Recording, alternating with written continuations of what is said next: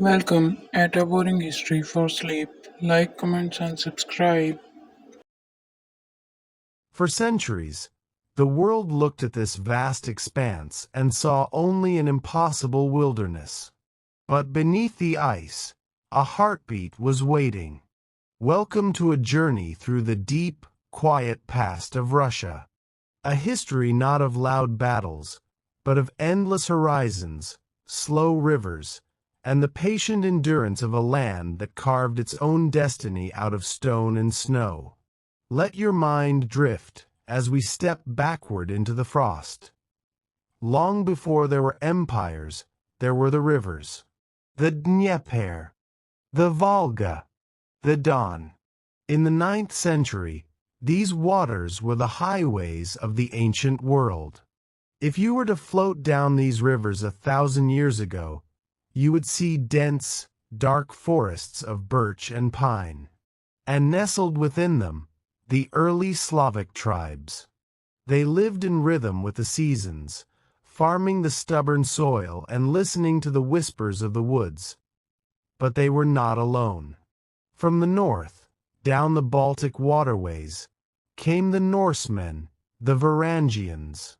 They were traders and travelers, searching for a path to the wealthy cities of the south. Among them was a leader named Rurik. In the year 862, Rurik established order in the north, laying the foundation for a loose federation of lands. They called it Kievan Rus. It was a realm of grand wooden fortresses, flickering bonfires, and a growing sense of identity. In 988, Prince Vladimir the Great looked toward the golden domes of Constantinople. He chose a new faith for his people, Eastern Orthodox Christianity. Imagine the grand baptism in the waters of the Dnieper River. Thousands of people stepping into the cool current, trading their ancient forest gods for candles, incense, and the echoing chants of a new dawn. But peace in the forests never lasted forever. From the vast eastern steppes, a shadow approached. The Mongols, the Golden Horde. For over 2 centuries, the princes of the Rus paid tribute to distant Khans. The grand cities grew quiet. The focus shifted. And then, a small, heavily forested settlement began to grow in importance. A place called Moscow. It was strategically hidden, surrounded by protective swamps and thick woods. Slowly, patiently, the princes of Moscow played a long, quiet game. They collected taxes, bought up lands, and waited. By the late 15th century, a ruler named Ivan the Great stood up.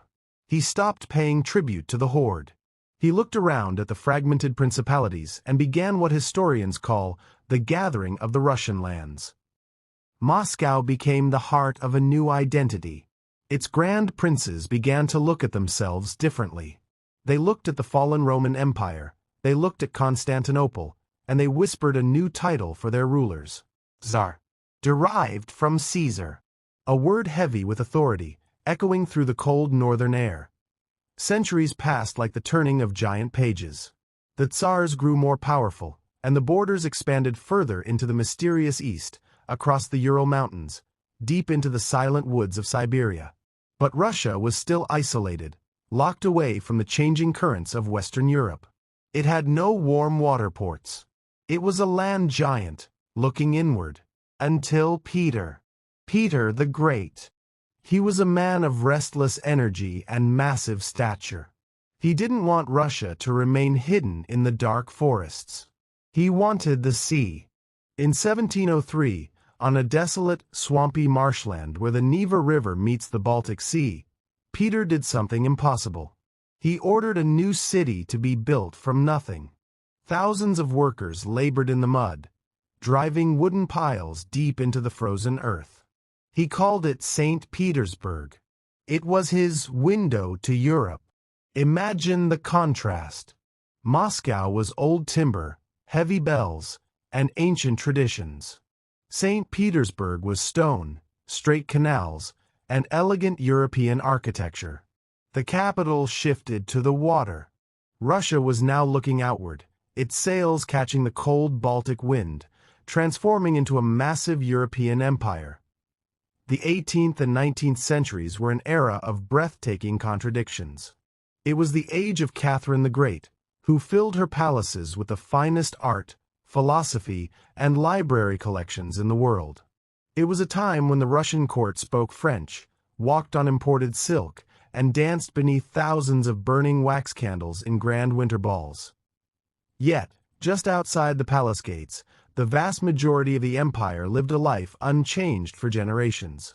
The serfs, the peasants, tied to the soil. They worked the endless fields under the heavy summer sun and endured the brutal, quiet winters.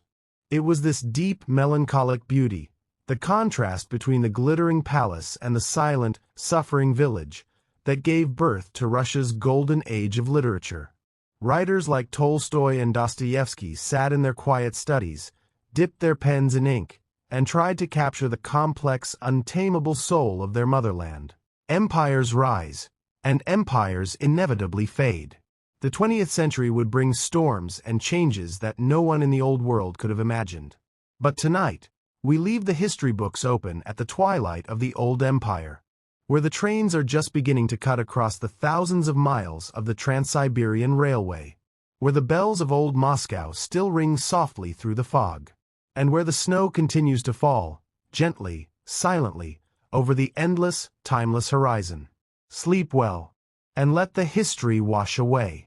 Disclaimer: while the historical accounts detailed here are grounded in rigorous research, we have integrated AI generated imagery to provide a vivid window into the past. Please note that these visuals are intended as creative interpretation rather than precise historical documentation. Our primary objective is to offer an engaging, immersive educational journey through history.